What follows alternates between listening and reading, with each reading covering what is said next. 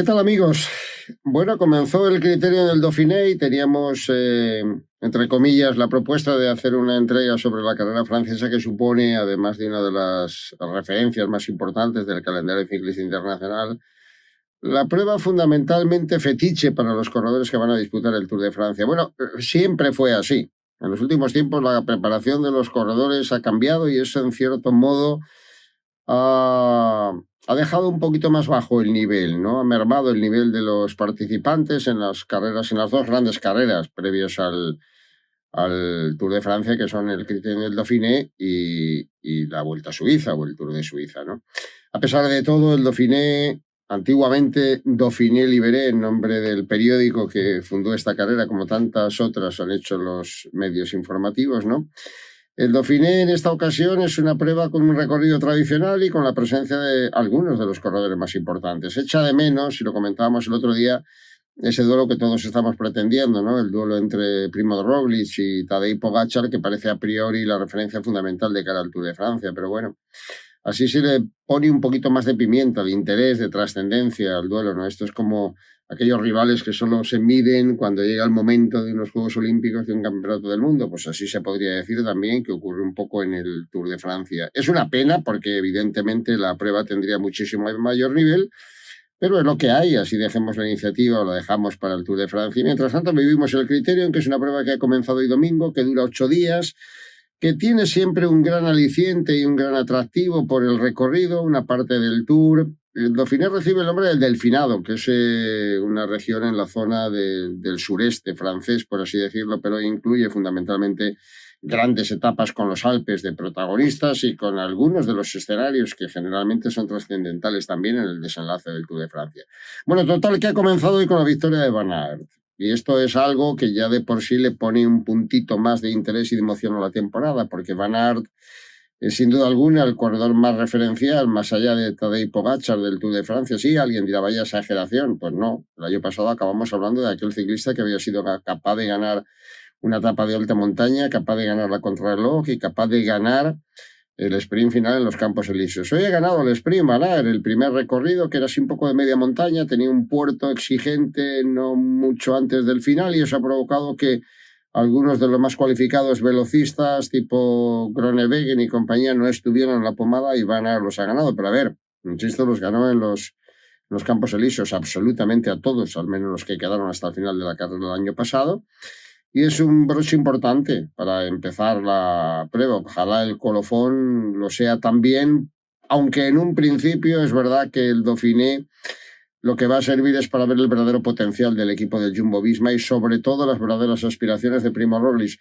A ver, ¿comparado con quién? Pues claro, habría que compararlo con Pogačar, porque la nómina de corredores importantes que van a competir en la prueba pues está muy reducida. De hecho, está reducido en el panorama internacional. A ver, si Pogačar solo va a correr el Tour de Occitania, si Egan Bernal está fuera de concurso, si Richard Carapaz parece muy poco probable, todavía no es definitivo que vaya a correr el Tour de Francia, es muy difícil buscar un rival de verdadera entidad o aspiraciones para poner en apuros a Tadej Pogačar.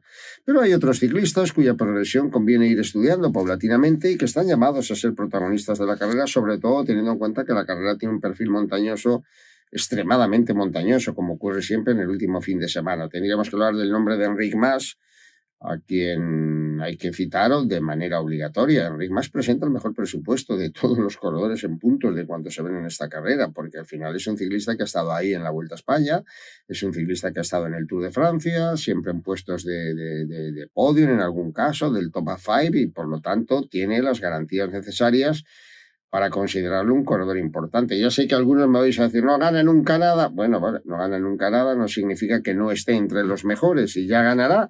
O al menos es un ciclista como Ben O'Connor, cuarto el año pasado, a los que hay que seguir con atención porque no conocemos su techo. Algunos enseguida hacen balance de un ciclista con 26 o 27 años y eso se puede entender en tiempos en los que la precocidad reina y manda, pero no es muy conveniente hacerlo, ¿eh? Hay ciclistas que alcanzan su madurez, como pasaba entonces, a partir de los 27, 28 años, y en cualquier caso hay ciclistas francamente buenos a los que una determinada situación de carrera les puede dejar una opción mayor de las que a priori se puede calibrar por las posibilidades. Si así fuera, estaríamos hablando de Pogačar y aquí se acabó, ¿no? Y sin embargo, todos estamos, y yo el primero expectante de ver qué nivel puede ofrecer el Jumbo-Visma, porque como equipo es sobre el papel el que le puede hacer temblar un poco a Pogačar. Nadie garantiza que Pogačar llegue en plenitud, ni que sea el mismo corredor del año pasado, a lo mejor es todavía mejor, es probable, ¿no? Nadie garantiza que la carrera le pueda resultar cómoda como le pudo resultar en otro momento, de control absoluto. Estamos hablando de Jumbo-Visma que tiene a Van Aert, además de a Roglic, además de a Vingegaard. Recordamos segundo, el corredor danés el año pasado. Y por lo tanto un equipo tan sólido y tan fuerte que todavía no ha podido garantizar la presencia de ciclistas como Kuss o como Rohan Dennis, o como Tis Benoit, Christian Laporte, en fin, una cantidad de corredores importantes que hay en el equipo, después del anuncio de la retirada de Tom Dumoulin, pero que ese será a final de temporada, que al día de hoy, y a pesar de las pretensiones que tenían al comenzar la temporada, todavía no ha garantizado cuál va a ser su 8 en el Tour de Francia. Como bloque y como equipo será muy interesante en este Dauphiné Libéré ver el rendimiento que pueda ofrecer el Jumbo-Visma, insisto, como bloque, independientemente de que Roglic tampoco esté demasiado lejos del esloveno como para buscarle las vueltas en un mal momento de su compatriota a lo largo de la carrera. Y cuando hablaba de aspirantes, hablaba de ciclistas interesantes, ciclistas que pueden ir mejorando, cuya progresión está ahí. Hemos hablado de Enric Mas, hemos hablado de Ben O'Connor, el australiano de la G2R, podríamos hablar de David Gaudy. Alguien dirá, eterna esperanza, ¿no? Eterna esperanza, ¿no? También un corredor muy joven que empezó muy pronto y que todavía tendría que mejorar. Estamos hablando de Brian McNulty, el corredor americano, que es un ciclista que, vale, va a correr obviamente en auxilio de Pogačar, pero aquí en el Dauphiné, que es donde lo vamos a ver, posiblemente sea el capitán del equipo del UAE, junto a Juan Ayuso, que nos abre también una expectativa de los jóvenes. Una carrera como el Dauphiné, es decir, la carrera, me voy a atrever a decir, la más importante, dura y selectiva de cuántas carreras se disputan más allá del Tour de Francia, también y puntualmente por la fecha en la que se disputan, no empecemos a hacer comparaciones, que ya me conozco la película y cada uno va a dar su favorito. Hablo del momento de la temporada, hablo de la trascendencia de la temporada y hablo del recorrido, hablo de todo conjuntamente, de los rivales y de la participación. Creo que va a ser una prueba para jóvenes como Juan Ayuso. Ahí seguimos, tiene 19 años, el valenciano, nacido en Barcelona. Es un ciclista que va a tener una bonita oportunidad en esta carrera de evidenciar su mejora ostensible mes a mes, temporada tras temporada. Está en su segundo año de profesional, de los primeros meses del año pasado. Y en el mismo modelo podríamos situar a Mark Padun, corredor que nos dejó el año pasado unas sensaciones bárbaras con aquella doble victoria, que se pasó del Bahrein al equipo de Education First y que por lo tanto nos deja también la perspectiva de ver si por ahí puede mejorar. Jan Geert, que va a ser el líder del equipo del Bahrein en esta prueba, también vamos a verle, porque la carrera tiene etapas de todo gusto. Tenemos estas dos primeras etapas, la de hoy ya se ha saldado con la victoria de Van Aert y el retraso de algunos de los velocistas. La jornada de mañana, que es un poquito más de transición, el miércoles una muy exigente cronometrada en la que van a estar los Van Aert, los Cabañá, vamos a ver el rendimiento de Primo Roglic, vamos a ver sobre todo al gran favorito que sería Pipo Ganna. Tiene un recorrido muy largo para lo que estamos acostumbrados en los tiempos actuales y que a lo mejor tiene una incidencia importante en el desarrollo. Y luego tenemos el fin de semana, repasando un poco las etapas. El fin de semana, digamos que el turrón. La etapa del sábado, que la primera de los dos raids alpinos que hay en esta edición, nos lleva por el Galibier y por la Cruz de Hierro, por la Croix de Fer, hasta la meta instalada en un puerto de segunda categoría. Y la etapa del domingo, la octava, que finaliza en el plató de Salesón, que es un Hors Category, fuera de categoría, con 11 kilómetros de subida y que viene después de haber un recorrido exigente desde la salida, con el paso incluso de la Colombiaga, en fin, condensada a la alta montaña en dos etapas de fin de semana, donde vamos a ver precisamente el rendimiento que pueden alcanzar estos corredores de los que estábamos hablando, ¿no? Desde Mas hasta O'Connor, hasta Gaudy, en fin, la nómina de corredores llamados a ser protagonistas en la alta montaña, llamados a pelear por el podio o para aprovechar cualquier circunstancia que impida, digamos, el mejor de los rendimientos de Tadej Pogačar. Y cuando hablábamos de los jóvenes, pues mucha curiosidad por seguir el caso de Tobias Halland Johannessen. Fue el ganador del Tour del Porvenir el año pasado y está exhibiendo un nivel verdaderamente fantástico. Las expectativas que los italianos, por ejemplo, tienen Antonio Tiberi, el jovencísimo corredor incorporado a las filas del Trek y que también dejó constancia en la etapa reina del Tour de Hungría, el nivel al que podía ofrecer Van den Abele y los jóvenes del equipo del DSM, que no paró de traspasar, el último Aresman, que se va a Lineos la próxima temporada, pero que sigue sacando jóvenes, entre ellos Marco Brenner de la compañía de Juan Ayuso, el segundo más joven. Juan Ayuso es el corredor más joven, con 19 años de cuando participan en este Dauphiné. Yo creo que una cierta carta de libertad también está llamado a ser protagonista de la carrera y lo seguiremos con verdadera atención. Javi Romo, después de un año muy esperanzador, de una temporada un poquito más complicada, pero el corredor manchego tiene que estar ahí, ¿no? Mostrando también unas condiciones que ya ha apuntado y una cierta libertad en el equipo del Astana, donde Samuele Battistella, otro italiano, también puede tener un cierto protagonismo. En fin, yo creo que los jóvenes son uno de los atractivos del Dauphiné porque ellos son el pan de mañana y ellos en estas pruebas es donde verdaderamente dan su nivel. Cuando compiten en otras carreras muestran una mejora, muestran una categoría, pero cuando se ven en una prueba de este nivelazo como el Dauphiné Libéré y con los grandes rivales que tienen enfrente, es cuando de verdad podemos sacar conclusiones, ¿no?, del nivel que pueden ofrecer.